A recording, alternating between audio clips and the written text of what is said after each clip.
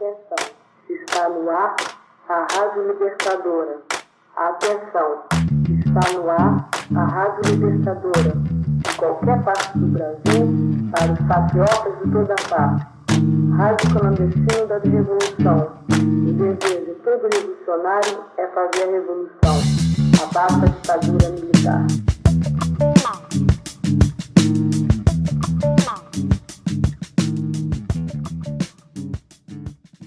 Salve, salve! Esse é o AntifaCast, o podcast da Ação Antifascista de São Paulo. Eu sou a Vitória. Eu sou o Pedro. E hoje a gente está aqui para trocar uma ideia sobre produção editorial, né, da esquerda radical, da esquerda anticapitalista. E para isso a gente trouxe o Cauê Ameni, da Autonomia Literária, e o Arthur Martins, da Biblioteca Terra Livre. São dois projetos assim imensos, né, na verdade. A gente vai falar sobre a questão editorial, mas as duas organizações assim fazem trabalhos bem mais amplos do que isso. E daí eu já gostaria que eles começassem falando um pouco, né? Talvez a gente pudesse começar pelo Cauê. Gostaria que ele falasse um pouco assim de como surgiu a Autonomia Literária enquanto editora, né? E todos os trabalhos derivados que apareceram a partir dela. Fechou. Prazer aí. Valeu. Boa iniciativa. A Autonomia Literária ela nasceu sacando muito que tinha uma cena que estava sendo estancada no Brasil, de um mercado editorial que era muito forte entre depois de 2013, 2011, com o Occupy, com junho de 2013, com a crise de 2008, com o 15M, com a Primavera Árabe, que não era publicado no Brasil certos materiais interessantes que estavam rodando o mundo.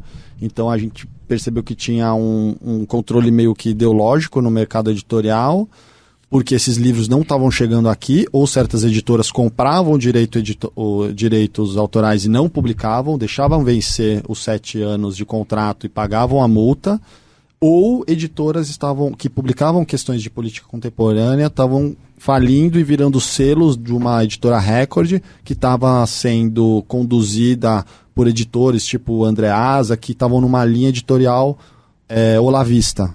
Então eles estavam republicando lá livros do Olavo de Carvalho, que eram clássicos dos anos 90, estavam super publicando Rodrigo Constantino, Morgenstern, Reinaldo Azevedo e um monte desses caras, enquanto que essas editoras, que, por exemplo, Paz e Terra, que publicava Eric Hobsbawm, publicava Negri, por exemplo, eles não republicavam esses livros e tinha uma grande demanda. Como a gente tinha uma livraria dentro da PUC, dentro do centro acadêmico, onde a gente também fazia a militância, a gente percebeu que tinha uma demanda que estava reprimida e começou a ir atrás desses títulos para publicar no Brasil, porque ninguém estava publicando e eles têm um grande público para explicar o que estava acontecendo numa perspectiva e numa leitura de esquerda ou de esquerda radical. Aí pode pensar, mas isso aí não é bizarro, né? Porque os caras são donos de empresas, são capitalistas, eles querem dinheiro, estão nem aí, se é de esquerda, de direita, etc. Mas não é assim. No mercado editorial é muito ideologizado. O Olavo de Carvalho conseguiu ideologizar mais ainda, fazer uma elite cultural de editores para trabalhar dentro de editoras desse tipo. Tipo, Andreasa hoje não é mais olavista, mas ele era na época. E a gente percebeu isso e falou, se a gente abrir uma editora, a gente vai conseguir desafogar essa demanda, vai conseguir pegar um monte de título que ninguém está disputando, publicando. Tem editora de esquerda? Tinha, óbvio. Mas elas não eram profissionalizadas no sentido de distribuir nacionalmente, de comprar um direito autoral, etc. Ou se tinham também, tipo, tem a Boitempo, tem várias editoras, só que elas não estavam vendo certos públicos porque estava muito preso a um marxismo uspiano ou certos autores, coisas do tipo. Um exemplo que eu sempre uso, porque ele abrange mais do que é o mercado do livro, que eu acho que é o mercado do cinema, é essa questão do Citizenfour, que é um documentário de 2015, que ganhou Oscar. O Brasil está no meio da história, lá contra como a NSA grampeou o Ministério de Minas e Energia, que tem todas as informações de minérios, sobre reservas indígenas, sobre pré-sal, etc. Um documentário interessantíssimo, e você não conseguia ver no Brasil um documentário que ganhou Oscar e o Brasil está no meio da história. Então você tinha que ser meio hacker e ver no torrent esse documentário com Snowden, Laura Poitras, Glenn, para ver um documentário que o Brasil ganhou Oscar. E, tipo, eu tenho uma irmã que trabalha trabalha com cinema, é cineasta e tal, e para você passar no horário nobre para ganhar uma grana no cinema, você só precisa ter lá uns selos de Cannes, de Oscar, Festival de Berlim, Sundance, Toronto, e você consegue colocar nos horários nobres e segurar um mês e ganhar uma grana. Aí você fala, pô, o bagulho que ganhou Oscar, que o Brasil tá no meio, não tá passando no Brasil.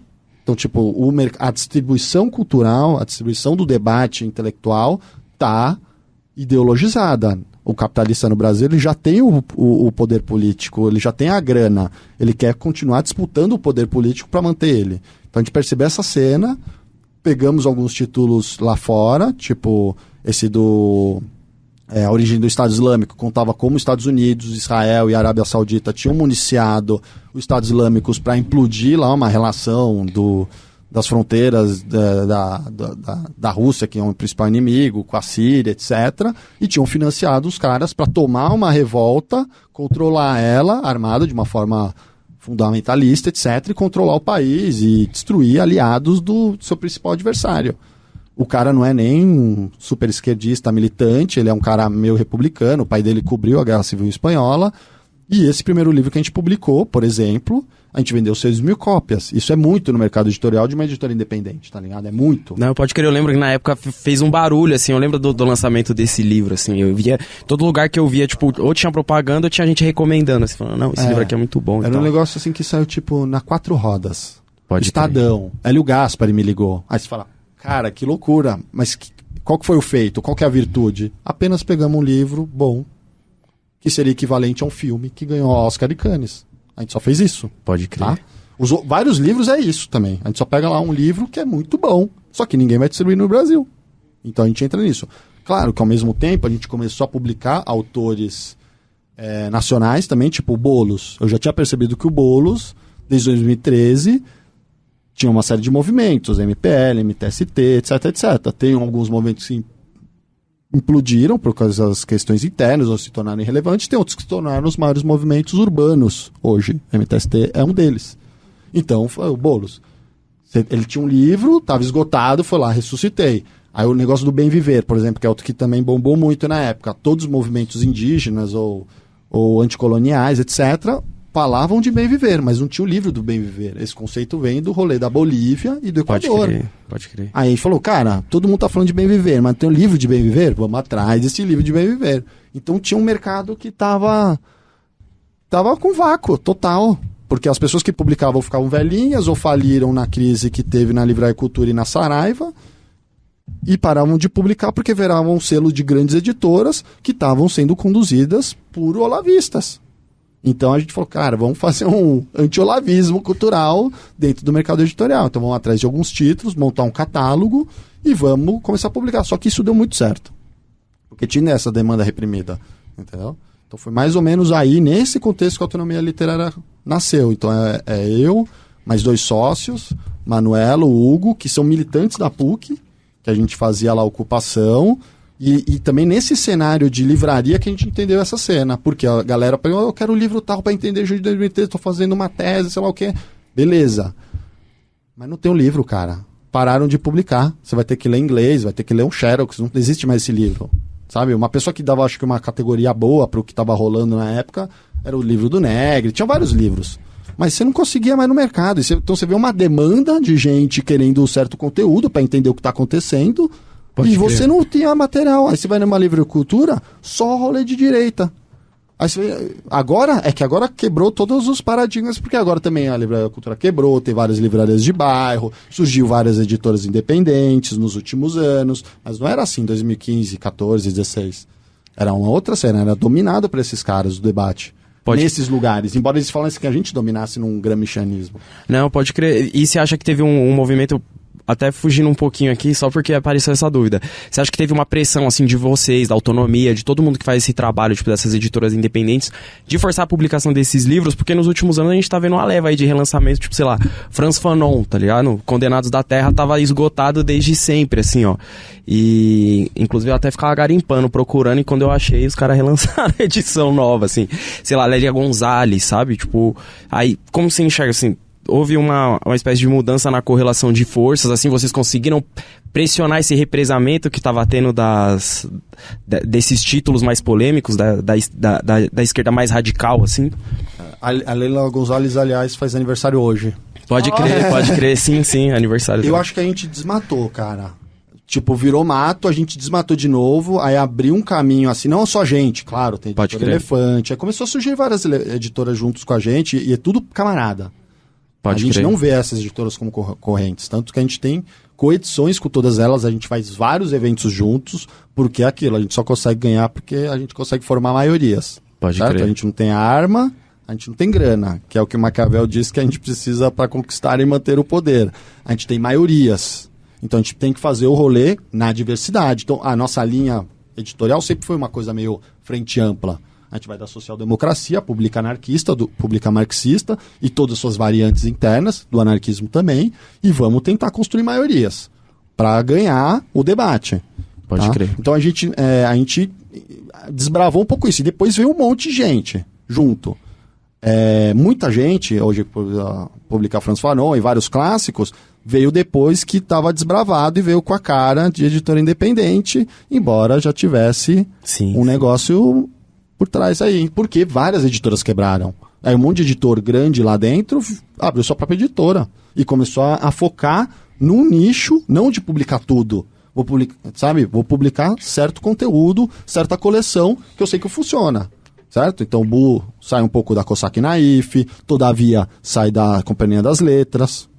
Certo? Uhum. E aí surgiu um monte de editoras. Então, é uma coisa meio assim. Pode crer. E daí, a partir da autonomia desse trabalho editorial, aí, que mais que eu vi que vocês lançam aqui a Jacobin Brasil, né? E organizou alguns eventos e tal. E o que aconteceu? O que foi aparecendo, assim, a partir desse trabalho editorial?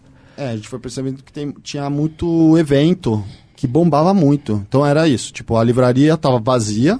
Tava ficando cada vez mais vazia as livrarias, e os eventos de editora independente, Miolo, Salão do Livro Político, vários eventos que acontecem em São Paulo, né, uma efervescência, porque é a maior capital do Ocidente, é maior que a Cidade do México, maior que Nova York, isso aqui é a maior capital do Ocidente na periferia do capitalismo, bombava muito. Então começou a aparecer muitos eventos, muitas editoras, e a gente estava ali no meio e começou a organizar também alguns eventos. Então a gente começou a organizar o Salão do Livro Político, começou a organizar a Flipei, que é a paralela à Flip, que é o maior evento intelectual do país, a maior festa literária da América. A gente não tem essa dimensão. Quando você dá um rolê ou quando você pesquisar, você fala, puta, cara, a gente tem uns negócios aqui no Brasil que só tem aqui e a gente tem que disputar esse espaço. Ah, é porque é o rolê de burguês? Também tem o rolê de burguês lá, mas não é só. A galera do Islã vai lá, vai todo mundo que é militante, vai professor, vai estudante, todo esse público tá nesses meios intelectuais. E essa galera é de esquerda. Então, a própria Flip, lá era um rolê, o debate estava, pelo menos 2017, 2018, estava num contexto muito caindo para a direita, sem querer. Por exemplo, um cara que eles levaram, acho que em 2017, era o Knausgaard. Que eles falam, não, é o novo Proust, só que a trilogia do cara chamava Mein Kampf. Aí você fala, cara, peraí, tem coisas que é coincidência, tem coisas que não são, velho. Aí a gente dá um Google lá, Mein Kampf, Knausgaard, Politic Wings, certo? Uhum. Aí a primeira entrevista do Google é, o partido anti-imigração é uma bênção pra Europa. Aí você fala, nossa, cara, essa galera burguesa liberal, que acha que é de esquerda, porque defende os valores de esquerda, o liberal progressista, mas tá caindo num cara que é meu neonazi, velho.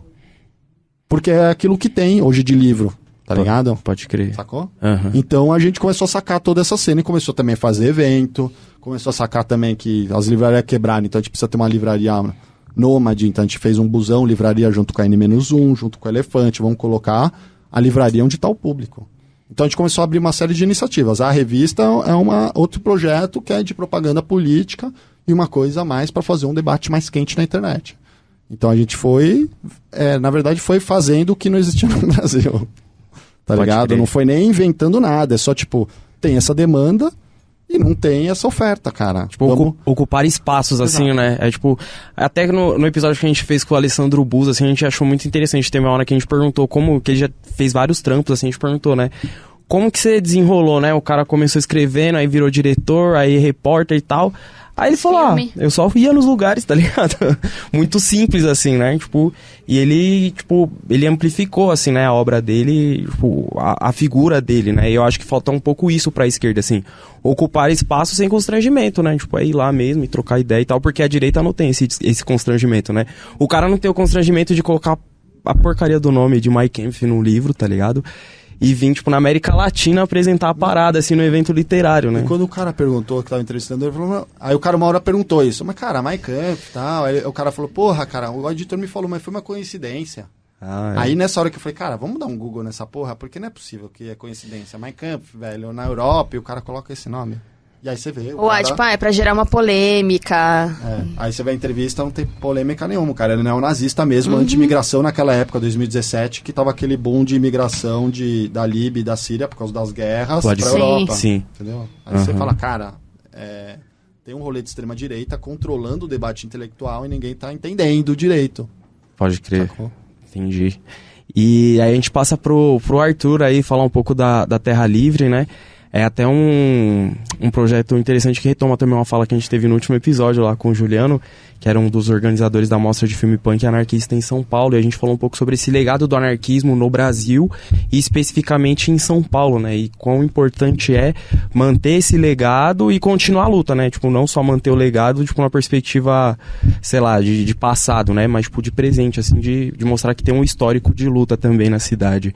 Como que foi, assim, o surgimento da Terra Livre e a passagem de biblioteca para editora também? Bom, primeiramente agradeço o espaço, a biblioteca agradece, né, enquanto coletivo, porque como o Cauê estava conversando aqui, é sempre bom estar ocupando, falando e expondo, né, o que acontece dentro de uma livraria, quais são as ideias que faz para publicar, né, porque publicar não é fácil, ainda mais aqui no Brasil. Ainda mais o que está em mente quando a gente está falando de circuitos literários, um lugar burguês, predominantemente, como a gente disputa isso, né? O que eu queria mostrar mais ou menos aqui é que a biblioteca, ou a editora dentro da biblioteca, cumpre uma função muito específica. A Biblioteca Terra Livre não é só uma editora, né? Eu gosto de pensar que ela é uma malha, uma constelação onde essas interconexões ou encruzilhadas são projetos. A Biblioteca Terra Livre é um projeto político muito mais amplo. Lá temos a editora, temos podcasts, grupos de estudos, o acervo, a biblioteca enquanto a passagem mesmo de a galera ir lá, pegar um livro, levar para casa e devolver.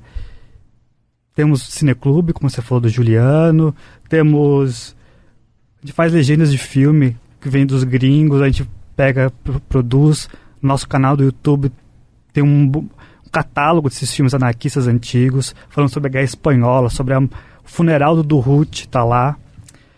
Então, a editora em si, ela surge em 2011. Porém, a Biblioteca Terra Livre, enquanto coletivo, está desde maio de 2009. Foram 2 anos de estruturação que estava em jogo ali. No começo, a gente tinha grupos de estudos, esse foi a nossa base, grupo de estudos e atividades externas, com articulações entre os grupos. Só que dentro dessas conversas, elas estavam ficando muito, muito dentro, né? Elas não estavam se socializando, elas não estavam tendo uma vazão. Daí surgiu a ideia de então, como fazer uma maior quantidade, uma galera também fazer parte desse debate que acontece internamente. Não internamente ao coletivo, os membros, mas aos grupos, a galera que circulava, que estava no nosso meio, né? Aí surge a ideia de fazer aqui os escritos sobre educação e geografia, que era um grupo de estudos de geografia e anarquismo. Esse é o primeiro estouro, mais 2011, não sei exatamente o mês. Surge esse primeiro lançamento, esse primeiro livro dá certo. Claro, não fazemos em grandes tiragens, a gente não dá conta. Também é pensar que somos uma editora autônoma, né? A editora autônoma, a gente pensa e conceitualiza diferente de uma editora independente. O rolê lá de uma editora autônoma é que ninguém é profissional, essa é a questão. Eu faço filosofia.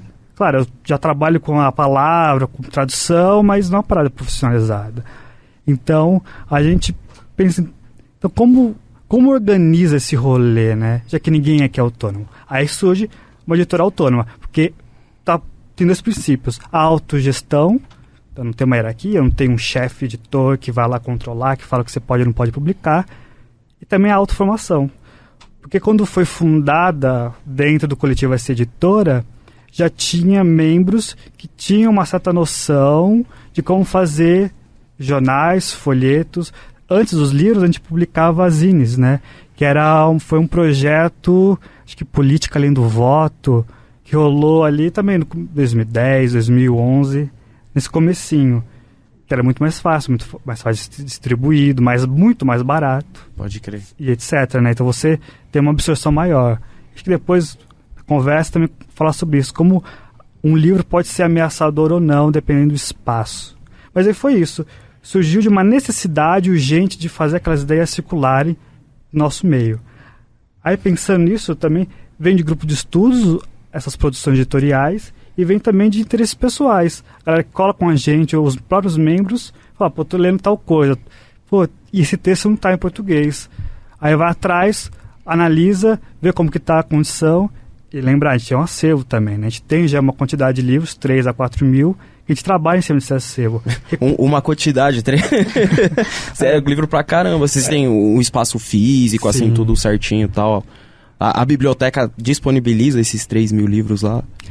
Esse é outro projeto que a gente está tentando. Temos um espaço, fica na Vila Madalena, aqui perto, só que ele é 15 metros quadrados, né? Então a gente tem que pensar que são 3 mil livros de acervo, mais biblioteca, mais o estoque que nós temos. Ou seja, não é um espaço adequado, é impensável estar ali. Todo o nosso projeto para esse ano também é encontrar um espaço que a gente consiga ter o estoque, ter a biblioteca e ter uma circulação de galera lá dentro, fazendo atividade, lançamento de livros e etc, né? Cineclube. Então a gente tem, só que atualmente ela só está aberto para pesquisador que conversa com a gente consegue liberar, aí ele escaneia, libera o livro, mas também troca uma ideia, mas para um público mais amplo, ainda não. Porque tem todo um problema de catalogação, de novo, é tudo autônomo. Todo mundo, a gente não ganha dinheiro em cima desse rolê, esse é também outro importante, né? Todo mundo trampa, eu trampo, a maioria é tudo professor do estado, ou pode crer. Precarizado, é tudo trabalhando no ensino médio, então também é outro se arraste. Nosso tempo também de lança um livro para distribuir é outro rolê também, pensando, a galera reclama, mas a gente faz tudo nossas forças, né? Mas pensando nisso, a editora nasce essa urgência, tanto de grupo quanto de interesses pessoais, né? O interesses pessoais, pela educação e pelo trabalho, que foi o segundo livro, surgiu de uma pesquisa de mestrado de um dos membros. Então, é a partir desse rolê que tinha como fazer livros bonitos, tem rolê também que livro anarquista é livro de capa feia, livro mal diagramado, mal traduzido, aí daquele meio fanzine, é punk, vai e vai. Pode crer. A ideia também, não somos profissionais, mas temos uma qualidade e um cuidado no que estamos fazendo, né? Aí veio os anos seguintes e a gente está tentando sempre trazer novos livros que estão muito esgotados, que são debatidos de certa forma, mas é só achado em PDF na internet e com uma tradução muito estranha, mas é isso. Pode crer. Isso aí da parte gráfica, assim, meu Deus, livro muito bonito, assim, a coleção do Cropote, que depois a gente vai falar, né, você até mostra aí, tem umas capas sensacionais, assim, eu acho muito bom o trabalho de vocês. E passando nesse ponto, assim, que você mencionou de como é esse rolê a parte técnica, né, eu queria saber como que vocês escolhem, tipo, acho que pela fala do Cauê, vocês fazem uma leitura, assim, de conjuntura do que os movimentos, as organizações políticas estão precisando de respaldo teórico mesmo, né? Para conseguir interpretar o momento político que a gente está vivendo. Como vocês fazem essa escolha das obras que vão ser publicadas, vão ser lançadas, como vocês escolhem os artigos? Como que é esse rolê técnico, assim, para a gente ter uma dimensão e acho que também para aprender a valorizar o trabalho, né? Porque, tipo, você estava falando são pesquisadores. É um trabalho que vocês não têm uma remuneração, mas é uma puta de uma responsabilidade, porque eu imagino que deva ter títulos ali que é unitário e, tipo, rasgou a folha, fudeu, tipo, perdeu, é uma responsabilidade de vocês, um trabalho de vocês, e que às vezes, eu acho que por uma cultura que a gente tem, não é valorizado, tá ligado? Tipo, pô, é um livro, beleza, eu posso marcar aqui, sei lá, o pessoal que pega livros de biblioteca e marca, e rabisca, e cola figurinha, e cola sei lá o quê, e como que é esse rolê para as editoras independentes, tipo, como que é escolher a obra, como que é ver contato de papel, tipo, como vai ser a capa, pra gente ter uma dimensão disso tudo. De quantas pessoas estão envolvidas. De quantas pessoas assim, estão envolvidas. Quanto trabalho que tem concentrado em um livro, assim, que você pega, né? Porque, assim, o final, que é ali, tipo, sei lá, 2016 pra cá, que a gente tem falado, a política brasileira tem falado mais sobre fascismo. A gente se resguarda também nos títulos que vocês relançam, por exemplo. Então, nos finais, tem uma importância gigantesca. Mas como que é construído esse caminho, assim, ó, passo a passo, pra gente entender até do ponto de vista de vocês, como que é esse rolê das editoras? Eu brinco que é uma parada meio... O rolê da editora, você tem que prever um ano à frente do que vai... Como vai estar a conjuntura. Então tem que ler tendências.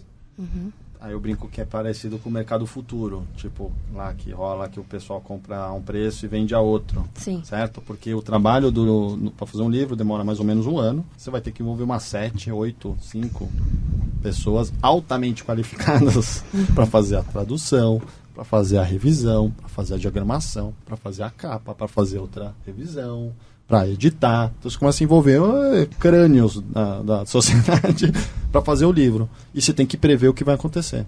Entendeu? Uhum. Se você acerta a sua aposta, você vende muito. Tipo, a gente fez esse aqui, certo? Sim. E isso aqui, até a Xuxa, o Gregório do Vivier, tiraram fotinho lá em maio, sei lá, junho de 2020, quando rolou o Antifa. A gente tinha publicado um ano antes. A gente trouxe o Mark Bray um ano antes, aí não bombou. Mas é quando veio o movimento, um ano depois, então quase 2 anos antes, a gente já tinha pensado. Quando a gente foi publicar também essas coisas de antifascismo, que é o livro do Trotsky, Clara Zetkin, o Mark Bray, então uma leitura antifascista do trotskismo, do comunismo da Clara Zetkin ou o anarquismo do Mark Bray, a gente já estava prevendo que o governo Bolsonaro era um movimento fascista, e isso não era consenso na esquerda. Sim. Não era consenso na sociedade, nem na esquerda. Vale lembrar, eu estava em várias reuniões, pessoal, não, ele não tem um partido organizado, que nem o Mussolini. Aí fala, você quer que o fenômeno vai se repetir com todas as suas variantes 100 anos depois? Óbvio que não. Você tem que entender o que impulsiona, qual que é o projeto, quem está por detrás. Esse livro do Trotsky, aliás, é excelente, porque ele conta como que nasce a ideia do Mark Bray também, como que nasce a ideia do fascismo, que para ele é lá nos católicos franceses com o negócio lá do Émile Zola, Je t'accuse, por causa de um antissemitismo dos caras. O Trotsky vai pegar por que o Mussolini vira o teórico, ele é um papel muito parecido com o Olavo de Carvalho, que era um militante comunista, e aí ele usa todas as ferramentas teóricas do marxismo de classe para a direita, para a elite e para um viés tradicionalista, religioso, conservador. Nessa época não era consenso. O pessoal estava falando, não, vocês estão meio doidos, isso aí é só a direita, não é igual. Então você tem que ter uma visão do que vai acontecer na sociedade. Você tem que ter uma leitura da conjuntura, né? Sim. E se envolve muitas pessoas. E outra coisa que vocês comentaram, a gente também tenta, mas isso já aconteceu também, mas na época não era também tanto consenso. A editora tem uns 7 anos agora, mas não era tanto consenso de você fazer um investimento bom em design para você transformar o livro, porque no Brasil o livro, claro, é um objeto de leitura, etc., mas também é um objeto que vai estar numa vitrine, é um objeto que vai estar numa mesa. Então você tem que comunicar as pessoas de várias formas. O conteúdo comunica, a imagem comunica, certo? É aquela coisa do McLuhan, meio é mensagem. Você tem que ter um produto todo que vai estar dando a mensagem, a informação antifascista. Ou marxista, anarquista, comunista. Então a gente começou a pensar bastante nisso. Não era só gente. Um monte de editora entrou nessa... As editoras independentes têm uma pegada de design mais arrojado do que as editoras tradicionais. Hoje popularizou todo mundo investir bastante em design. Né? Mas a gente começou a fazer isso e começa a virar bastante... começa a rodar bastante os livros por aí, etc. E a pessoa acaba comprando por N questões também. Então você tem que fazer ele circular. A revista Jacobin também, ela tem uma ideia que é, tipo, tornar o socialismo sexy. De novo. O que isso quer dizer? A gente tem um monte de artistas que são socialistas, certo? Um monte de design, ilustrador, fotógrafo. A gente tem que usar essa galera para fazer um produto de qualidade, porque a gente não quer superar o capitalismo. A gente consegue superar o capitalismo, as suas formas de reprodução. A gente só basta juntar esse pessoal e fazer algo altamente qualificado, que a gente já tem esse público e já tem esses trabalhadores. Sim. É só questão de organizar eles. Então eu acho que é uma visão meio assim que nesse cenário. Tá, vou só fazer um comentário sobre o que você disse. Vocês pensam um ano antes, né, a tendência, e eu acho que a ação antifascista, ela se sentiu muito isolada também nessa parada de reconhecer o bolsonarismo ali como uma iniciativa fascista, porque até uma coisa que a gente tem trabalhado para desvencilhar um pouco, porque, assim, na primeira marcha antifascista, né, de 2014, e depois a de 2016, que são organizadas com um caráter de organização, ação antifascista de São Paulo, era papo de doido, assim, tipo, era coisa de punk, muito ligada à contracultura, os partidos ficavam, não, que isso, que leitura política é essa, vocês estão falando de um negócio de um século atrás, não é, não, ó, precisa acontecer isso, isso e isso pra ser fascismo, tá bom? Aí a gente, mano, tá bom, vocês estão equivocados, mas beleza, vai acontecer, é só esperar. E enquanto isso, essa espera... Teve esse atraso aí da esquerda de só conseguir debater o fascismo quando a campanha do Ele Não, né, 2018, falou assim, cuidado, ele é fascista. E aí popularizou, a gente até trocou essa ideia no outro episódio, de que tem um lado bom, de que tá na boca do povo, mas tem um lado ruim. Tá na boca do povo, mas não tem um aprofundamento teórico ali de entender, né? De tirar o antifascismo enquanto, um barato meio que de identidade, tá ligado? Eu sou antifascismo, um estilo de vida, um jeito de se portar para uma luta política, um movimento político. E eu acho da hora porque como as coisas vão se ligando, assim, de... Mesmo que as organizações não tenham trabalhado juntas, elas vão, tipo, passam pelo mesmo momento, sentem as mesmas dificuldades ali, fazem as mesmas leituras da conjuntura política. E eu acho isso da hora, assim, é curioso. É um determinismo, né? O pessoal acha que tem que ser igual pra repetir o fenômeno, sendo que, claro, que 100 anos depois vai ser diferente. O cara não vai mais estar lá... 100 anos depois, América Latina, a gente tava até falando, né, tipo, um pouco de como é muito louco esse movimento, tipo, neonazista, neofascista em São Paulo, que tem um conjunto de grupos que a esquerda não consegue entender, assim, né? Porque é meio isso, começou no submundo, mas, sabe, tipo...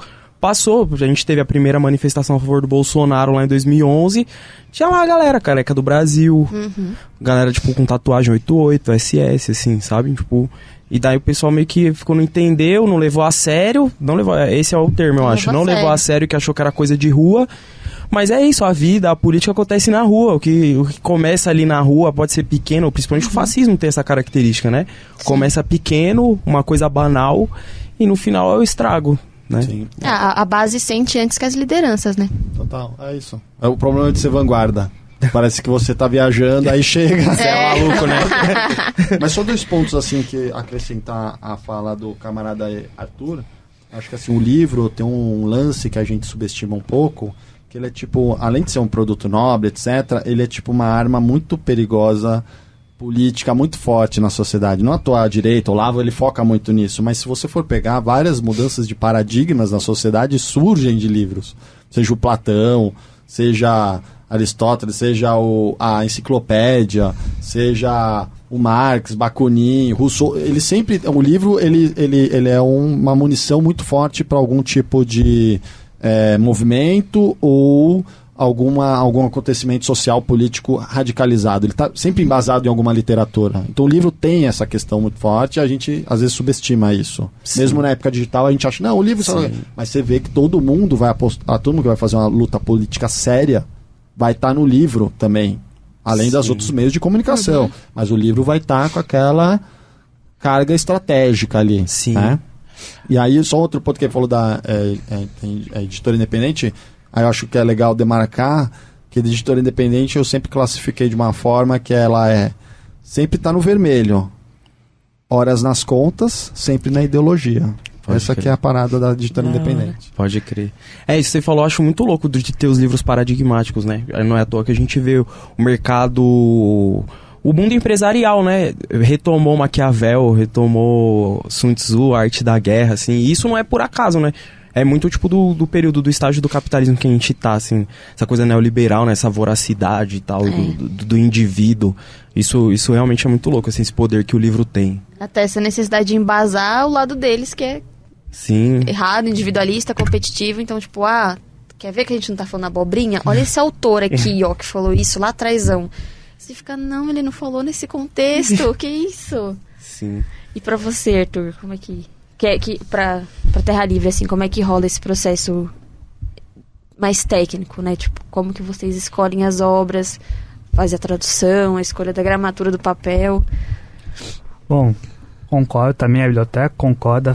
O livro é uma ferramenta de potência, assim, avassaladora. Claro, não é só o livro, não é só lançar o livro e deixar lá. Tem todo um trabalho por trás, né?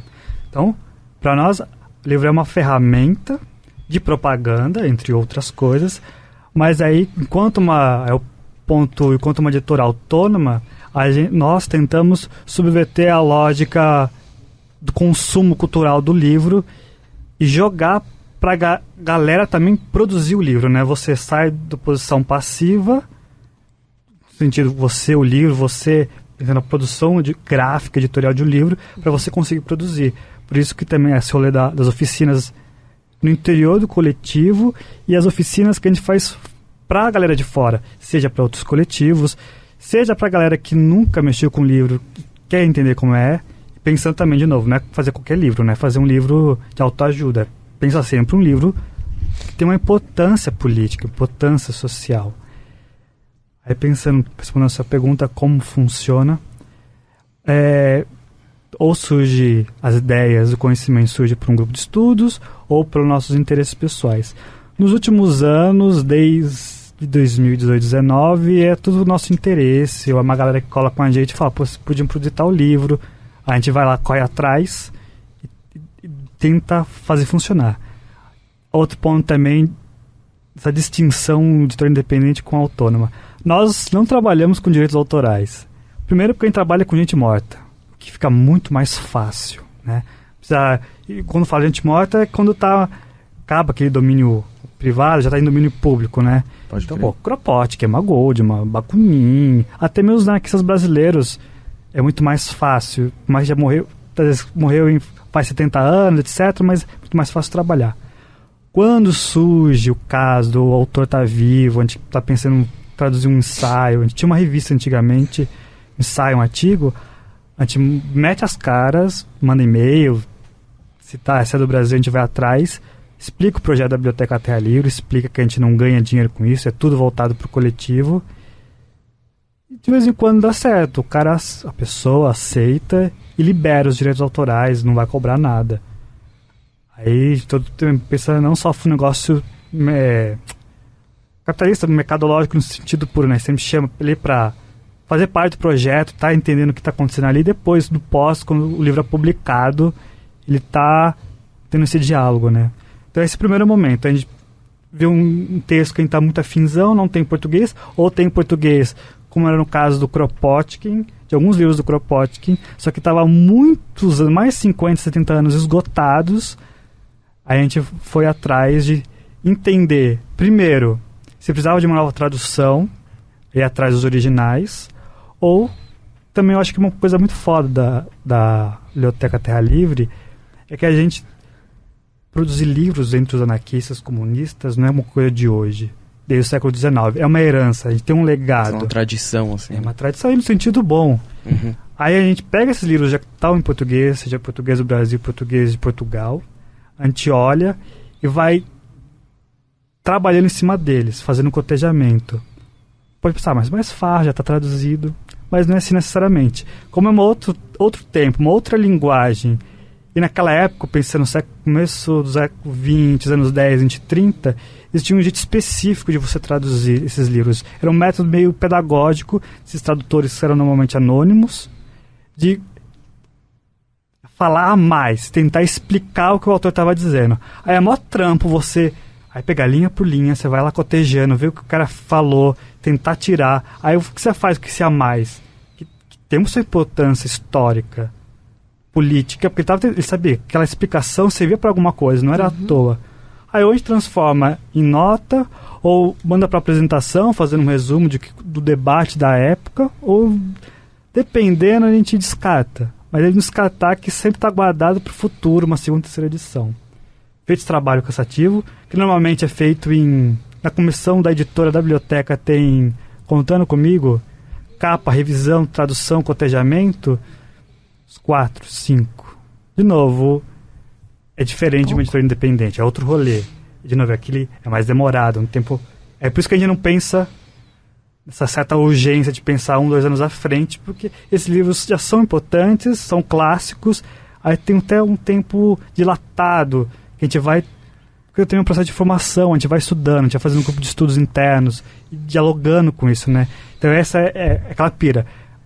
Quanto a gente não sabe profissionalmente nada de fazer livro, mas é nesse processo, nesse apoio mútuo e sociabilidade entre nós e alguns de fora, que a gente vai entendendo a importância de fazer um livro. É um conteúdo que, se compra o livro, não vai estar lá, mas a gente está entendendo o peso que é. Não é só um papel que você compra, que você vai mandar, que você rabisca, né? Tem um legado. Feito isso, isso leva 1 ano, dependendo do livro. Um Kropotkin levou muitos anos. 1, 2 anos. A capa, como eu estava falando da capa, de pensar o design de uma capa. A nossa pira é também, óbvio, é chamar atenção. Hoje em dia, ainda mais a biblioteca nos últimos anos, e esse eu faço um agradecimento ao Adriano Skoda, da Biblioteca Tá Livre, que ele que está fazendo essas capas fodidas da biblioteca, ainda mais do Kropotkin. E ele estava pensando isso, né? Pensando nesse apelo, essa sedução. E também tem uma ideia de começar a ir para frequentar o mercado editorial um pouco mais comercial, assim. Isso. É manjar isso, saber como chamar a atenção. Feito isso, aí tem os cursos da gráfica, que uma outra pira nossa, mas se a gente tiver um dia uma grana, é criar uma gráfica nossa, porque no começo do século XIX, século XX, os anarquistas e comunistas tinham gráficas próprias, então esse é outro rolê, mas tem todo o custo, insumo, papel, o tipo do papel, o tipo de papel custa, uma cola, uma costura que é para dar resistência ao livro, custa, pesa. De novo, por mais que sejamos uma editora autônoma, como a gente não ganha com isso, a gente tira esses custos do preço final para ter condições da galera comprar, né? Chegou esse ponto, aí eu acho que eu piro mais, que é quando você encontra qual é a função social de um livro, né? Depois de todo esse legado histórico, depois dessa pira que a gente teve para escrever um livro, para traduzir, é a distribuição dela. A gente não vai para livrarias. Então, como você circula esse livro que não tá comercialmente, não tem uma galera de fora que vai comprar, que a gente vai ter muito lucro, etc. A gente faz primeiro pelas nossas livrarias digitais, né? Mas a gente começa a fazer as banquinhas clandestinas, que é fazer uma banquinha no meio de onde que São Paulo, né? Tudo de São Paulo, vê onde tem mais gente, faz uma banquinha, monta, espera dar merda ou não dá merda, a galera começa a colar. Aí começa a trocar ideia. A ideia também é vender o livro, mas não é tanto vender o livro. Muitas vezes a gente dá o livro com um desconto absurdo. Porque a galera foi... Você vê que a galera tá pirada naquilo, a gente já faz um desconto, ou dependendo até dá de graça, assim. Ou a gente vai para bibliotecas comunitárias, que foi onde eu conheci o Pedro, lá na Brasilândia. A gente vai tentando mapear esses lugares para colocar esses livros lá, mas também, de novo, não é só jogar os livros lá. É pensar articulações, é pensar projetos naquele local, é enraizar ali, que também é uma forma, né, combater o fascismo de forma urgente, mas ali você colocando um modo de vida, discutindo uma galera que não está nem aí, ou que sofre com o fascismo, mas não tem aquela pegada de como combater agora. É estar ali conversando. A Conquista do Pão que a gente lançou foi mais ou menos isso, a gente foi tentando em vários lugares, bibliotecas comunitárias, tem um pico também em Pirituba. Eu sou de lá, fazer um ologia também em Pirituba, que é o Ateliê Casa 2. Uma galera também, é um pico de produção de arte, de música e de tela. A gente foi lá e começou a fazer articulações com eles, nossos livros estão lá, e a galera do bairro, da comunidade, vai lá começar a trocar uma ideia, um livro tão pesado, mas vai pegando essas ideias e vai, não desrespeitando a inteligência alheia, trocando, ver como aquela ideia vai sendo inserida ali, né? Então também é pensando nisso, né? De novo, não é na urgência, tem uma certa urgência, mas é sempre pensando nessa adequação, como chegar num local que às vezes não é nosso, né? E é isso, distribuição, e sempre tá nesses rolês, feira anarquista que a gente faz, a gente foi pra Flipei ano passado, e tá tentando ocupar esses espaços pequenos, já que são nossos, e esses espaços comerciais agora, começar a enfrentar mesmo. Mas é mais ou menos esse rolê assim. Ai, que legal. Eu tenho uma história com a Terra Livre. Quando eu era secundarista, fui com um grupo numa formação, e aí o Rodrigo Rosa, sim. Ele deu uma pilhona dessa assim, ó, de livro, e a gente era muito cru, politicamente falando. muito, muito, muito, muito cru. O que a gente sabia, assim, era que o projeto de reorganização escolar estava errado. A gente entendia, eu estudei na ETEC, não ia sofrer diretamente com aquela medida, mas por solidariedade aos outros alunos de classe também, né? E aí a gente foi nessa formação, foi muito da hora, ele deu uma pilha de livro, a gente ficou, caralho, mano, ele tá dando assim de graça. Tipo, porra, a gente pode ter acesso à informação, a gente não precisa ter dinheiro colando nos lugares certos, porque a gente não trabalhava. Eu tinha 15 anos. A gente consegue, tipo, é só... Puta, a gente tá dando algo em troca também, a gente tá fazendo a luta e eles conseguem valorizar isso e, pô, estuda esse barato aqui, vai ajudar vocês na luta. E eu tenho muito carinho pela Terra Livre, assim, por terem feito isso, porque foi meio que os primeiros passos, assim, da minha militância política. Essa também, complementando, né, que a pira da biblioteca é a formação. Não formação, uma cartilha, um negócio chato, que você entra lá e você veste uma roupa e tá lá, o uniforme. Essa formação, que nem você falou, é uma galera que passa pelos grupos de estudos, pelas atividades, mas não necessariamente compõe a biblioteca e vai para outros rolês. Mas guarda isso de um dia que teve uma discussão, um grupo de estudos, um livro feito. E menção também o Rodrigo, que o Rodrigo é outro dinossauro aí do anarquismo, mas é com o acervo pessoal dele que inicia a Biblioteca Terra Livre em maio de 2009, né? Já tinha anteriormente um coletivo chamado Terra Livre, lá de 2004, 2006, que ele compunha, que era uma mescla de uma galera que fazia colóquio, fazia congresso, fazia atividade, fazia uma revista chamada Protesta, então já tinha também conhecimento mínimo ali de como produzir editorialmente, tem uma circulação boa essa revista, só que o tempo passa, acaba, e aí ele, anos depois, em 2009, ele refunda aí como biblioteca, né, e pensando de novo, a biblioteca é um espaço de formação. Por que a biblioteca é espaço de formação? Mas no nosso caso é de formação, de passagem, de encontros e afetos que não necessariamente vai levar ao anarquismo a galera. De novo, não é um sectarismo. Mas é pensar isso, é trazer uma galera que não está de fora, que às vezes não está tão ligada e trabalhando com isso. A maioria somos professores, né? Então já está com a relação pedagógica, está se aproximando. Então, a gente até... Aqui no podcast, a gente criou o podcast com o intuito de discutir o antifascismo, né? Mas não de uma forma, tipo, meio engessada, assim, de falar, antifascismo. A gente quer mostrar como que em várias instâncias da sociedade, da nossa vida social, assim, o fascismo permeia, a luta antifascista também, e daí a luta anticapitalista, meio que a ideia é mostrar que tudo é político. Eu acho que no rumo aqui da nossa conversa a gente já conseguiu mostrar o papel não só do livro, mas dessa disputa política no mercado editorial, né? Como que a luta de classe se projeta nisso, assim. E daí eu gostaria de que vocês falassem um pouco, né? Vocês já entraram um pouco nessa questão de como é sobreviver como editora.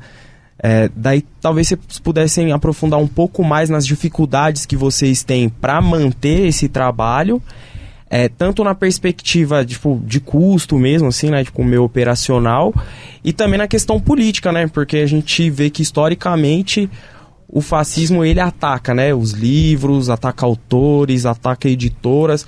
Como foi, principalmente nesses últimos 4 anos, lidar com esse risco, assim, se vocês sofreram com isso? Acho que a gente teve alguns casos pontuais aí, né, mas são meio emblemáticos. Teve o caso lá do livro do Bolsonaro, que ele levou no Jornal Nacional.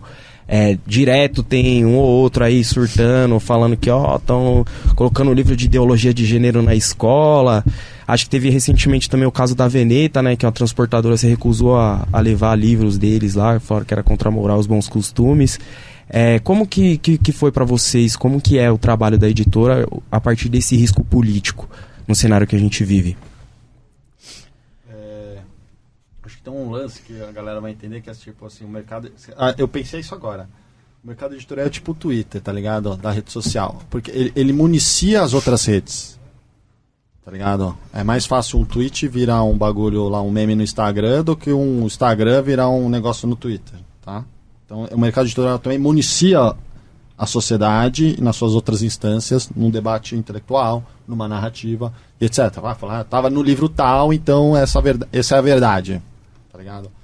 Então tem esse lance. Desafios, acho que, vamos lá. E riscos, né? Uma questão aqui que o Arthur colocou, que eu acho que é importante também ressaltar, é que a livraria é onde você faz a disputa política do leitor comum. Tá ligado? Uma coisa é ser numa feira, outra coisa é no seu evento. Você tá ainda no públicos nichados. Na livraria você vai pro público normal, que é aquele cara que não é apolitizado, mas ele tá buscando mais conhecimento. Então eu acho importante fazer essa disputa dentro das livrarias. Então por mais que a gente tenha colocado na Livraria Cultura, ela quebrou e deu um calote na gente, eu acho válido estar fazendo a disputa dentro da maior livraria de São Paulo, ou que era, né? Hoje eu acho que não é mais. Fazer essa disputa lá dentro, que a gente tem que estar disputando todas as mentes e todos os corações, certo? A gente está trabalhando com propaganda política refinada. Pode né? crer, é isso. Que é o livro. Mas tem uma condição que é muito sacana dentro da circulação e distribuição dentro de livraria, que é o sistema de consignação como se estabeleceu no Brasil, diferente de outros países, que a consignação, tipo na França é 35%, no Brasil é 50% a 60%. O que isso quer dizer? Que seu preço de capa você vai deixar 50% a 60% na livraria. Então é um sistema altamente capitalista.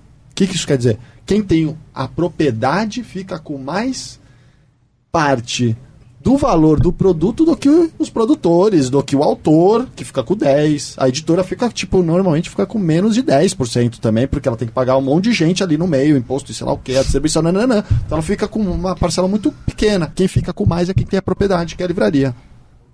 Entendeu? Então no Brasil é foda isso aí, você toma calote, e por isso que é muito difícil estar circulando dentro de livraria também, porque você tem que, do nada, imprimir mais de 1.000 livros só para jogar em livraria e dar de crédito para elas. Então a editora independente acaba virando tipo um banco para livraria. E muitas vezes livraria de burguês, de gente rica pra caralho.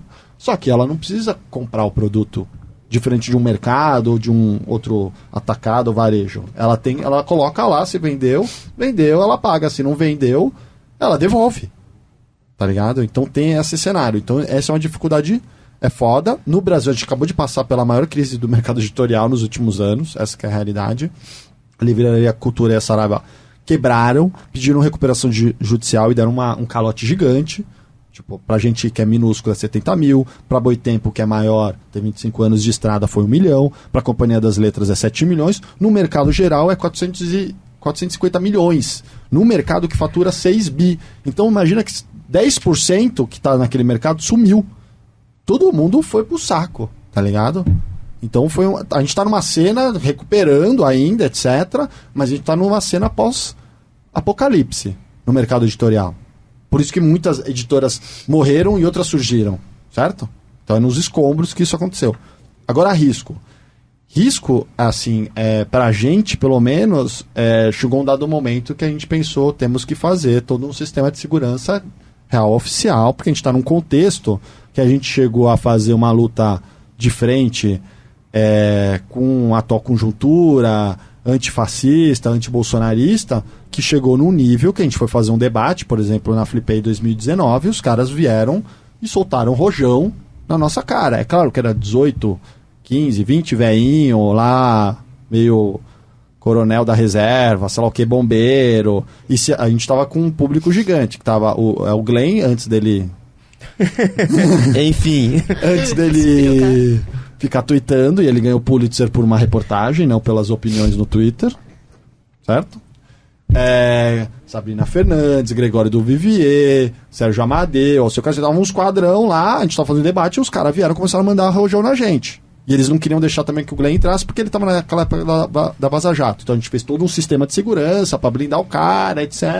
E colocar ele dentro do debate e a gente tomou rojão que poderia ter... E como tava, 4 mil pessoas assistindo, se começasse a rolar tumulto, ia rolar a gente pisoteada, que nem rola na Índia, grandes festivais, etc. Começa a correr, não tem margem para correr, pisoteia, etc. Então tem esse risco.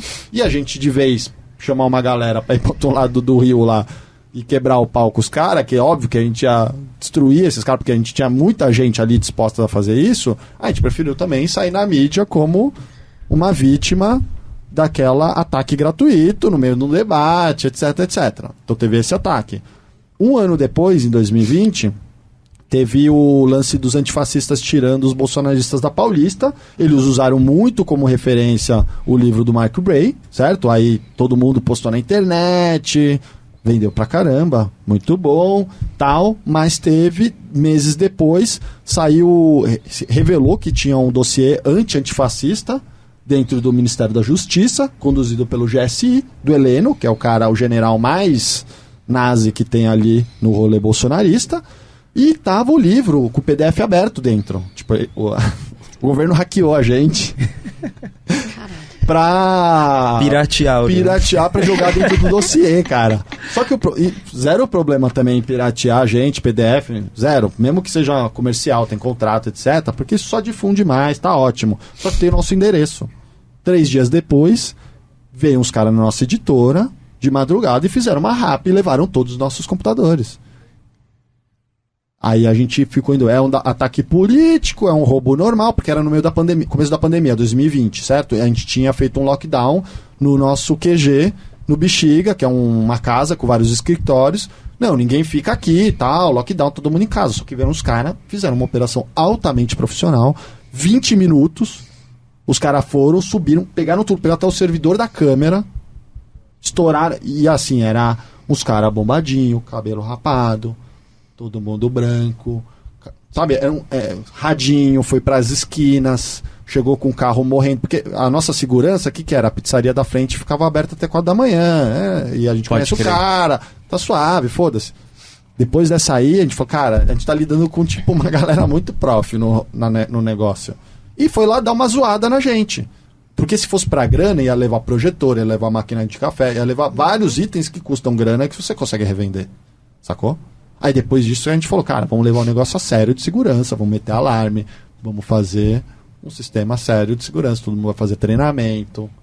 Quem tiver disposição, vamos tirar um CAC também, porque se for pra vias de fato, vamos pras vias de fato. Então depois disso tudo, a gente falou, cara, e antes também tinha acontecido no Audiânia, a gente tem um ônibus livraria da Rizoma, que é um ônibus antigo, a gente fechou, 1 hora depois teve um caso lá que o cara tacou uma bomba, fechou a porta e ficou esperando com a faca do lado de fora. A gente tinha acabado de fechar a livraria, tá ligado? Isso poderia acontecer com um livreiro, um trabalhador nosso, com a gente, que a gente fica lá vendendo na madruga, porque, enfim, pessoas bêbadas compram livro, é da hora e tal, mas estavam num cenário totalmente ostensivo, assim, em cima. Então tem todos esses riscos, sobretudo se você vai muito pra cima desse tema, tá ligado? Então, acho que tem essas questões, tem riscos e tanto dependendo do tema, e o mercado também é difícil no Brasil, porque você não tem essas garantias de que uma livraria que quebrar você vai receber, que o Estado vai te apoiar, enfim, é complicado, assim, um trabalho diferente do Arthur, assim, a gente vive disso, tá? São livros comerciais, né? Palmeiras, Antifascista, é tudo livro comercial, a gente tem que vender, a gente tem que colocar nas livrarias, a gente tem que fazer o melhor esforço possível, etc. Mas o risco é gigante, tanto de mercado, porque você pode tomar um calote de um milionário, tipo, o dono da Livre Cultura que quebrou ela, ele é um bolsonarista louco, tipo, é o Sérgio Herz. Ele é totalmente militante bolsonarista. Ele quebrou o negócio da mãe, que era a Livre Cultura, e continua numa militância assim, loucona. Quanto no âmbito político, porque os caras ficam empoderados e acham que podem fazer tudo e fazem tudo impunemente. É que agora vai punir uns velhinhos, né? Não vai Com a meia dúzia ali. Vai pegar uns velhinhos lá, mais trouxão e tchau, queimar um general ou outro, etc. Que nem estão rifando o Braga Neto, sabe? Mas é altamente, o risco é alto, tá ligado? Só que a gente é muito militante, a gente tá militando aí há 12, 13 anos, pra valer. Pode crer. Sabe, não é militante, vou pôr um botãozinho aqui, vou lá no bar tal. Não, é militante, vamos fazer ocupação, vamos trabalhar, vamos fazer o primeiro lançamento nosso foi numa ocupação de refugiados palestinos, tá ligado? Vamos fazer a militância pra valer, tá ligado? Então tem todos esses riscos, só que a gente tenta pelo menos sobreviver disso, e isso não é um hobby, ou não é uma militância, é uma militância profissional. Praticamente isso. Legal, importante. E ressalta a responsabilidade, né, de estar nesse corre, porque essa época do ataque à sede foi mais ou menos a mesma época do ataque que teve lá no Rio de Janeiro a sede do Porta dos Fundos, né? Então, tipo, eles sabem onde eles estão atacando, onde está difundindo ideias, às vezes até onde pode furar a bolha que eles já pertencem com alguma ideia de que tenha uma consistência, que tenha uma relação ali com a realidade. Tipo, Porta dos Fundos, mano, com humor, com uma piadinha, você se vê, tipo, opa, calma aí, por que eu tô sendo homofóbico se tinha isso no tempo ali de Jesus e ele mesmo não julgou? Sabe, umas paradas que pode furar a bolha ali bolsonarista, religiosa, e que esses caras, que a gente sabe quem são, falam, não vai rolar, não vai difundir essa ideia. Ou, tipo, um livro tá embasando a militância antifascista, e aí aquele deputado lá, né, o Douglas Garcia, que fez o dossiê, divulgou o rosto das pessoas, falando que era antifascista, tentando puxar para um antiterrorismo, igual estava tendo nos Estados Unidos, né, que o Trump falava que o Antifa era terrorista, e aí eles tentam, aí, de novo, né, essa síndrome de vira-lata, precisa ficar copiando os processos estadunidenses, europeus para cá pro Brasil. E aí, foi nessa mesma época, assim, tipo, queria divulgar a lista dos antifascistas como terroristas, e aí rolou o ataque na Aljânia, rolou o ataque lá na sede de Porta dos Fundos, rolou o ataque com vocês também, e eu acho que, assim, a gente sempre levantou a bandeira de que o medo tinha que mudar de lado. E é o que o trabalho de vocês, o nosso trabalho também, o trabalho de outras organizações, tá refletindo, tipo, bomba vai vir de todos os lados, seja do Estado, seja do mercado editorial, que vai, tipo, beleza, vocês produziram, beleza, não vamos te pagar, tá bom? Boa sorte. Seja, mano, dos fascistas que estão organizados. Então, tipo, a gente tem essa disposição de falar, tá bom. Você vê que não é nem o bloco mais radicalizado que às vezes é alvo. Porque ele é o bloco que fura a bolha, tá ligado? Esse a galera identifica, tipo, Porta dos Fundos, certo? Sim. São social-democratas, Sim. máximo de esquerda e tal. Mas ele tá furando bolha. Tá apontando contradição. A gente também não é o grupo mais radicalizado. É óbvio que deve ter grupos muito mais. Mas a gente tá furando bolha. E isso chama mais ataques. Pô, a Marielle tava criando uma ponte de conversa com PMs, tá ligado? Tipo, tem uma galera PM que reconhecia o trabalho dela como legítimo, assim, né? E lamentou o fato ocorrido. Tipo, não é por acaso, né? Tipo, no nosso campo político, quando você tá fazendo o seu trabalho certo, infelizmente você tá propenso, né? Esse tipo de coisa. Exato. E o pessoal da Terra Livre, assim, como que é sobreviver, tanto na questão financeira quanto política. Bom, como eu disse, né, a biblioteca não só faz livro, ela tem uma outra gama, outros aspectos e dimensões, mas não é muito diferente do que o Cauê relatou. Claro, também uma outra dimensão, onde está dentro de um circuito anarquista, autonomista, e por não estar num grande livrarias, ou onde não tem essa propensão tanta de ter uma redes sociais, amplitude, a gente então não sofre e vai com a galera do governo entrando, roubando, mas a gente tem uma dimensão muito menor. Nem precisa falar de livro, seja nas feirinhas clandestinas que a gente faz, sempre cola P2, e a gente sabe reconhecer P2, né? Não na ASMA, né?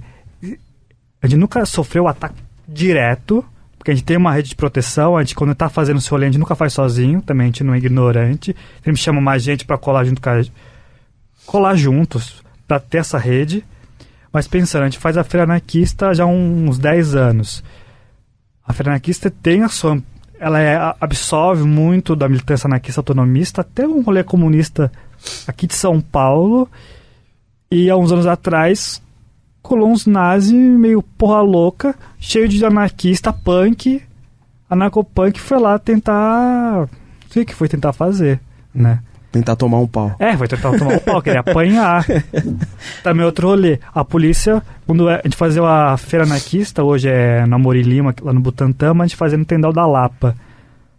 Colou o PM, tentando querer saber quem organizava, os RGs, tentando saber o nome, RG, CPF, pra quem que tá acontecendo ali. Porque chama a galera.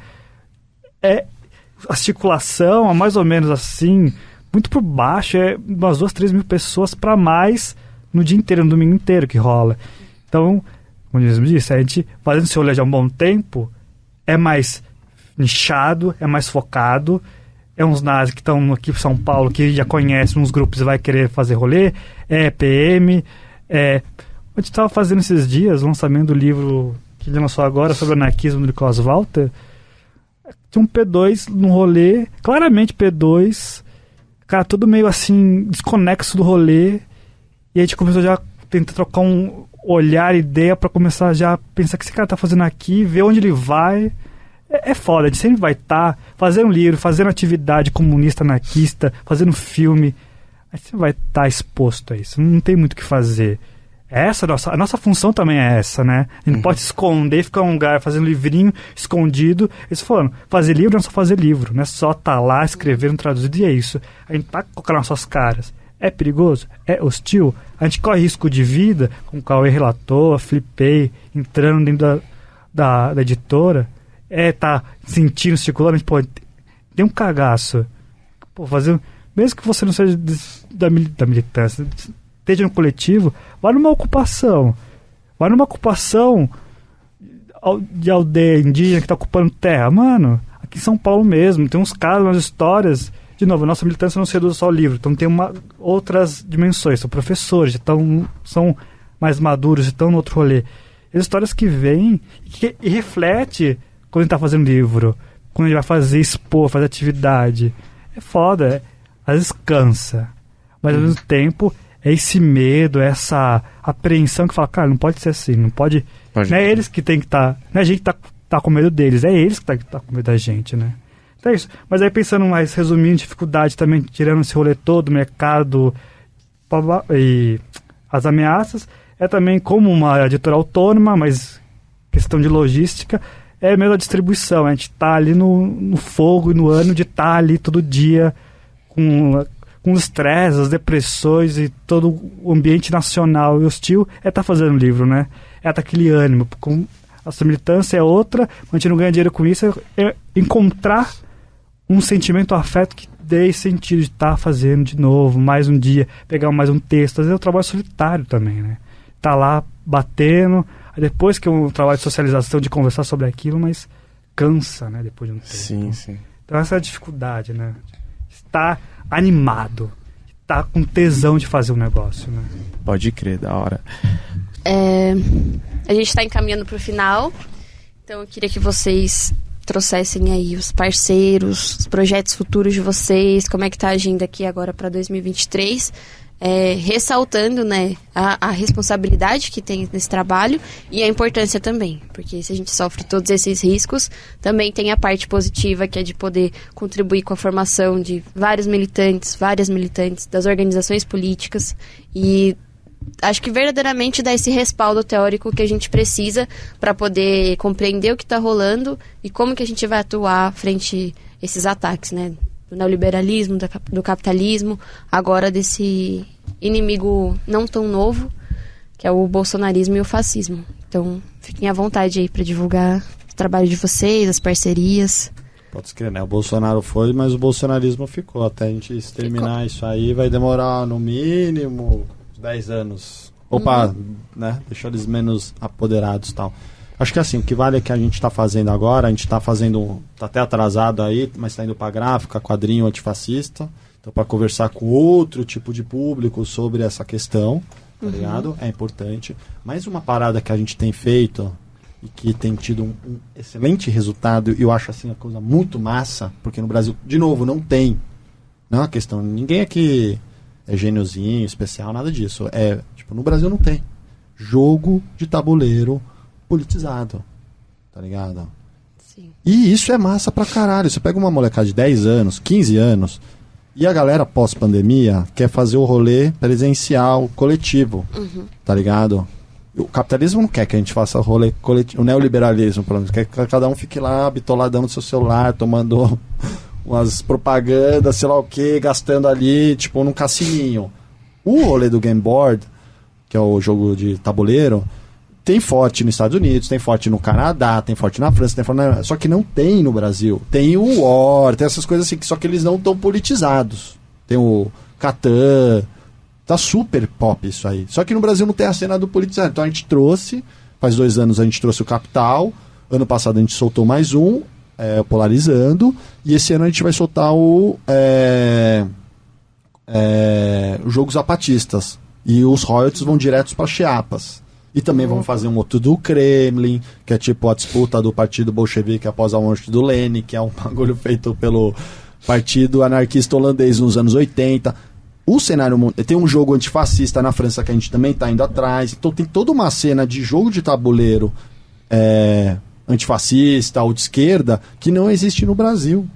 E nos outros países existe, assim, tipo, desde os anos 80, aí depois veio o videogame, veio o jogo eletrônico, só que isso resistiu e ainda existe lá. No Brasil suplantou, não tem desde os anos 80, ou nunca teve direito, e nunca teve. E a gente tá tipo, vamos trazer, vamos desenvolver. Então estamos falando com o pessoal aqui também que desenvolve jogo, etc. E isso super roda na galera, tá ligado? Tipo, esse jogo, o primeiro que a gente publicou do Capital, a gente fez com a Boitempo, a gente fez 2.000 exemplares. Acabou rapidamente, e é um produto de R$300.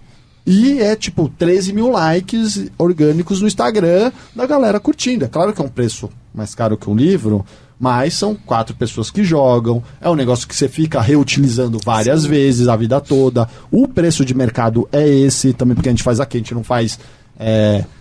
ainda não fazemos na China, mas vamos tentar achar uma gráfica ali para fazer mais, etc. Mas a gente não tem tanta escala assim. Também estamos desbravando de novo. Estamos desbravando. Daqui 1 ano, 2 anos vai ter vários, vocês vão ver. Mas estamos lá, tentando, arriscando. Orçamento gráfico, assim, é caríssimo, é tipo R$100 mil fazer um negócio desse. Então você tem que fazer crowdfunding, tem que fazer um monte de coisa para tentar pegar uma grana, porque também ninguém no nosso rolê tem muita grana. Essa que é real. Tipo, a editora a gente começou com 10 conto. Só que vira muito, tem muita gente interessada, a galera curte esse tipo de produto, tá ligado? E você jogando um jogo desse, você sai dele sacando Marx e Bourdieu. Imagina, você joga um jogo, uma galera, 2 horas, 1 hora, e você sai entendendo, tipo, pode escrever, classe é isso, o rolê do Bourdieu em relação a capital financeiro, cultural, social é isso, sabe? Dá um mindset, que eu sei que é uma palavra coxinha, mas ele explica bem. Dá um mindset Bourdieu Marx, tá ligado? Pode crer. E isso pra galera jovem é muito massa, porque você politiza sem ter que ficar lá lendo, você politiza de um jeito divertido, etc. Então isso é uma coisa que a gente tá adentrando, quadrinho mais, e quadrinho a Veneta já faz um puta trabalho, a gente tá só começando aqui com uma coisa também, mas a parada do jogo não tá rolando. Aí, tipo, outros lançamentos que a gente tem, esse ano vai ter Mark Fisher. Também Mark Fisher é um livro assim que a gente tá... O realismo capitalista é cabuloso, você é louco. Tá. Total, porque trabalha cultura pop. Sim. E comunismo, né? Pode crer. De uma pegada ainda numa perspectiva mais autonomista, etc. Então a gente vai ter mais um livro do Mark Fisher, vai ter mais um livro da Lance Fraser, vai ter, enfim, o Franco Berardi, tem um monte de livro aí que a gente tá pegando, tá colocando. Também tem livros... de autores brasileiros, um que vai ser muito forte é do Almir Fertrin, que é sobre a história da polícia no Brasil. A gente não tem essa história, a gente tem tipo, porque a polícia ela é estadualizada, né? Certo? Então você não tem tipo um contexto geral, você tem a polícia do Rio de Janeiro, a polícia da Bahia, a polícia do Ceará, cada uma tem uma história. Mas elas têm uma história dela, do contexto de ter sido criada para ser um braço repressor do Estado em relação a trabalhadores, etc, etc, devido também à história do Brasil, que é Acho que é o país mais conservador da América Latina. Nunca tivemos a revolução, nunca tivemos nada, nem uma revolução republicana, certo? Certo. A gente só teve um governo militar que suplantou a monarquia. Não, aqui qualquer coisa que a elite faz, eles chamam de revolução, né? Exato. E nunca teve uma troca assim na classe dominante. Não, é só pra inflar o ego mesmo, assim, essa nomenclatura. Exato. Então a gente vai também ter uns trabalhos desse, que são, na verdade, são teses, só que de vez de publicar tese como tese, a gente também trabalha para transformar a tese num produto comercial para estar na livraria, certo? Porque a tese, o cara vai lá ver a tese na biblioteca, etc. Então a gente faz esse trabalho em cima. Então tem alguns projetos desse tipo. Pode crer, da hora. E a Terra Livre, vocês estão com o projeto aí do Kropotkin, né? Acho que é o maior projeto que vocês têm agora, sim, né? Sim. E os outros, assim? Bom, a coleção do Kropotkin é nosso carro-chefe, é muito comercial, mas é nosso grande desejo de fazer voltar, tá circulando, com suas polêmicas, com seus ganhos. Então, nosso último livro foi Conquista do Pão. Nós vamos lançar agora a Ética, nesse primeiro semestre, Ética, Ciência Moderna e Anarquia. Tem outro... Normalmente a gente não trabalha com textos de comentadores, né? A gente vai direto nos anarquistas, porque é uma forma de resgatar a memória, porque também trabalha com jornal. Mas esse ano, junto com uma articulação com a editora Eleutério, que é do Chile, que é uma parceira também, a gente vai lançar, chama Kropotkin, um príncipe ao piano, que é sobre o ambiente cultural da Rússia, na época do Kropotkin, como ele se torna um anarquista, porque ele era um príncipe, ele era da aristocracia. Então é isso. Vai ter Kropotkin por mais uns 5, 10 anos aí. Esperem, tem muita coisa. Aí a gente vai lançar também uma coisa, os livros do Bookchin. Nesse ano a gente vai sair o Anarquismo Pós-Escassez, com a capa do Dinelli, o ilustrador. Aí sim, aí é monstro, hein? Caramba. Spoilers. Vamos... Tem o Tolstói, que lançamos em 2021, essas obras pedagógicas dele, é conhecido por ser romancista, mas as obras pedagógicas mal tem. A gente vai relançar e vai estar jogando. Tem mais livros da Emma Gold na nossa coleção para vir, então se preparem. E uma coisa que não é tão sobre livros, assim, novos livros, mas para esse ano a gente tá falando então de socialização, politização dos livros. Como, de novo, é uma editora autônoma, ela sobrevive do dinheiro, óbvio, para produzir mais livros, mas não pra gente. A gente quer fazer e-book e começar a lançar os nossos PDFs free na internet, para estar rodando, para quem quiser precisar, pesquisador, quer só ler, quer distribuir para a família, para os amigos. Então esse é o nosso projeto que está fazendo tudo isso lançar de graça, essa é a questão. Digital, de graça, ter acesso, tá rodando por mais ambientes e lugares, né? Deixa eu ver, e é isso, esperem mais coisas que talvez não estão programadas e pode surgir. E de atividade, é a Feira Anarquista no final do ano, já tem uma data, mas eu não vou falar, deixando mistério. É a grande... Acompanha, tem a página, não tem? Tem uma página no Instagram, tem no Twitter. Acompanha a Biblioteca Terra Livre no Instagram também. Então, a Feira Anarquista é uma coisa, a biblioteca é outra. Porque a gente sempre, como eu disse aqui, a gente sempre está nas ruas de São Paulo fazendo feirinha. Com outros coletivos editoriais ou de outros rolês junto. Então, acompanhe quem está por aí. Se está por São Paulo, a gente está rodando. E é isso. Da hora. Da hora. Agradecer demais aí. A conversa foi muito boa, assim. Acho que deu para ter um panorama bem amplo do que é a produção editorial de esquerda em diferentes escalas, assim, né? Acho que tô uma pegada mais comercial, que é importante também, como o Cauê salientou, quanto essa pegada mais autônoma também da Terra Livre. Achei bem legal. Já quero deixar aqui o recado pro pessoal que está assistindo, não esquecer de se inscrever no canal, curte, compartilha, comenta, difunde ao máximo que puder. Agora a gente está no Spotify também, então eu vi muita gente reclamando que não conseguia acompanhar, assim, de assistir, né? Então agora tem o áudio lá para vocês. A gente tem o cupom com autonomia literária aí, AntifaCast20, vocês vão ter 20% de desconto lá no site deles. E é isso, qualquer coisa entre em contato com a gente lá pelo Instagram, né, o AntifaCast, e tem a página também da Ação Antifascista São Paulo. Calma, e tem outra coisa também, que é o AntifaCast, ele é um projeto da Ação Antifascista de São Paulo. Ele não é o nosso ápice de militância, a gente atua em muitas outras frentes, em outros projetos, em outras formas de fazer luta antifascista, e o Antifacast, ele tem esse propósito formativo, né, da gente trocar ideia, da gente debater temas relacionados ao antifascismo, e a gente precisa financiar isso de alguma forma. E a gente conta muito com a contribuição de vocês. A gente tem a nossa forma de autofinanciamento, que é através da venda das camisetas. Então, dê uma olhada no Instagram, a gente tem um catálogo aí já fixo e a gente precisa soltar novas artes, né? Então, a gente precisa queimar esse estoquezinho aí. Tem nossas estampas tradicionais, da Ação Antifascista de São Paulo, da Refugiados Bem-vindos, essa aqui também, que é do Antibolsonarista Sempre. Vou querer uma dessa. Ó, tá vendo? Já quero. E acho que é isso, assim, a gente precisa muito desse apoio agora que a gente está começando o projeto do podcast para retomar a luta antifascista, assim, da nossa organização aqui em São Paulo, que ficou um pouco brecada, né, por conta da pandemia, e a gente conta com vocês. Isso, logo menos também a gente vai fazer o Apoia-se, né? Chegou aqui material pra gente poder sortear, queria agradecer aí demais pro pessoal das editoras. E é isso, pessoal, obrigadão, valeu e até a próxima.